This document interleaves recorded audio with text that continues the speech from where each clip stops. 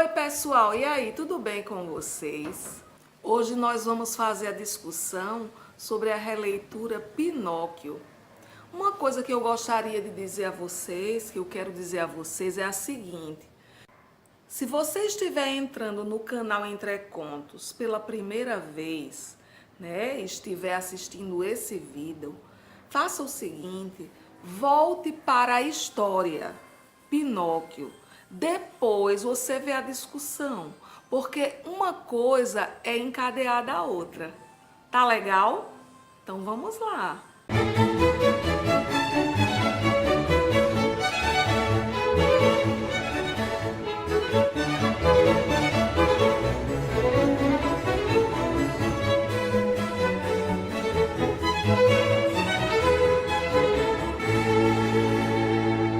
Pois é, gente, como eu falei já no início, no outro vídeo, a história de Pinóquio é um tanto complexa.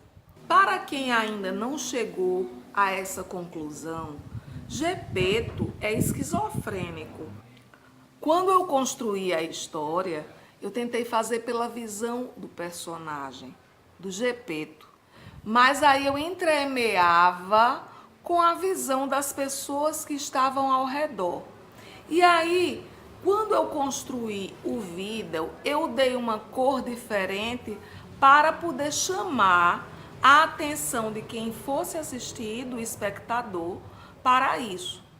Até o momento eu não sei se ficou claro para vocês, mas foi esse o objetivo.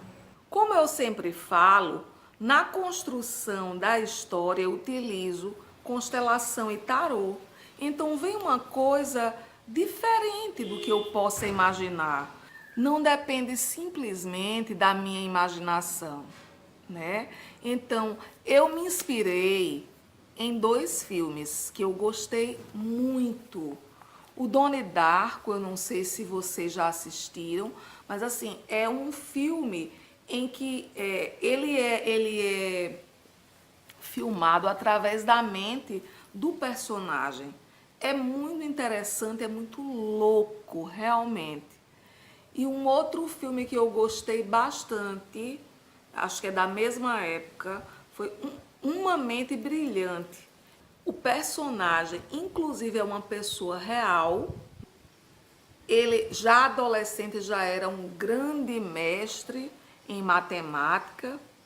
Depois casou e depois que casou, ele apresentou assim o primeiro surto e foi desenvolvendo a doença.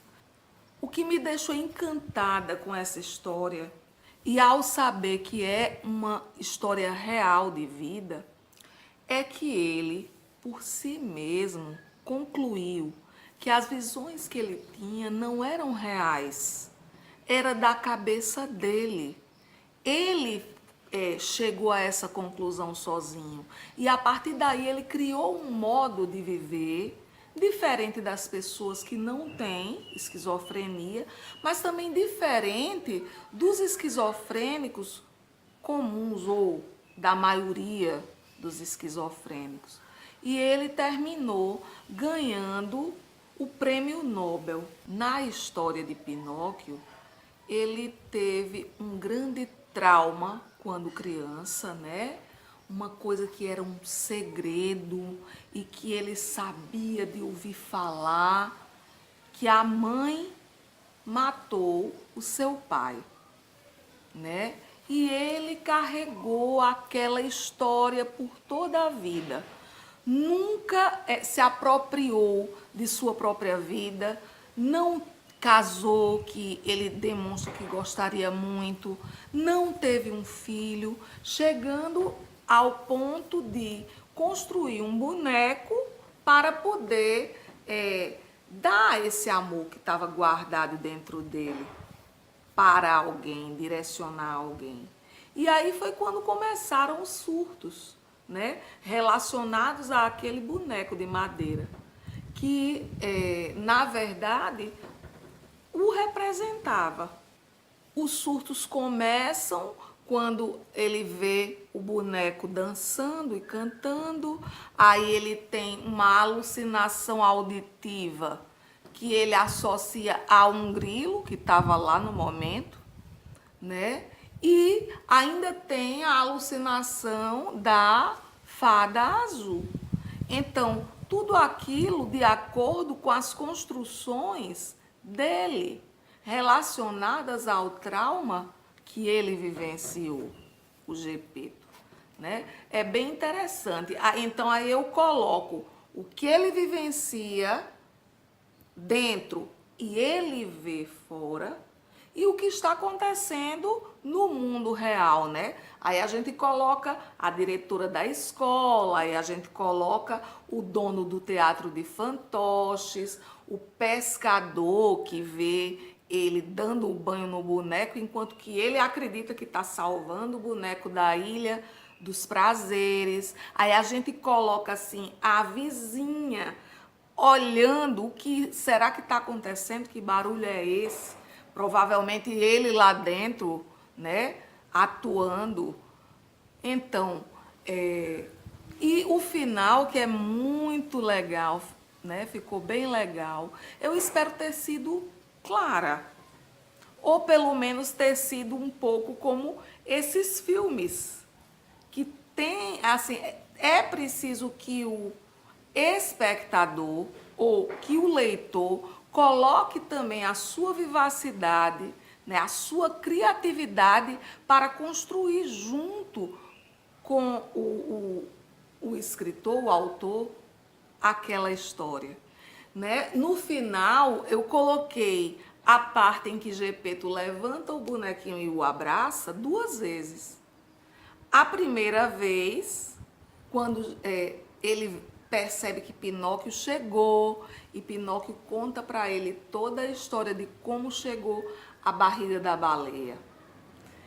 E assim, a gente coloca essa mesma cena para o pessoal que está na beira da praia. Logo após essa cena, a onda vem e derruba Gepeto com o bonequinho no fundo do mar. Então, tudo o que veio depois disso, dentro dele, dentro da cabeça dele, acontece enquanto ele já está indo para o fundo do mar e está morrendo, né? Então, assim, eu achei uma história muito interessante e, assim, fiquei com um carinho muito grande por ela.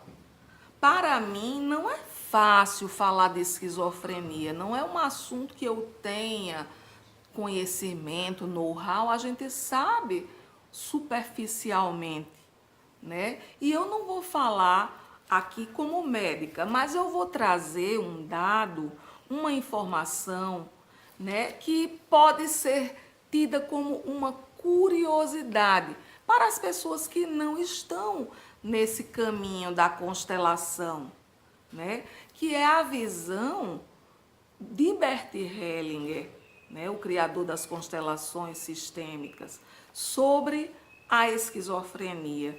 Pelo menos para mim faz sentido. Bert Hellinger diz que a esquizofrenia está associada a uma energia assassina, que não é uma enfermidade pessoal, mas uma condição do sistema familiar.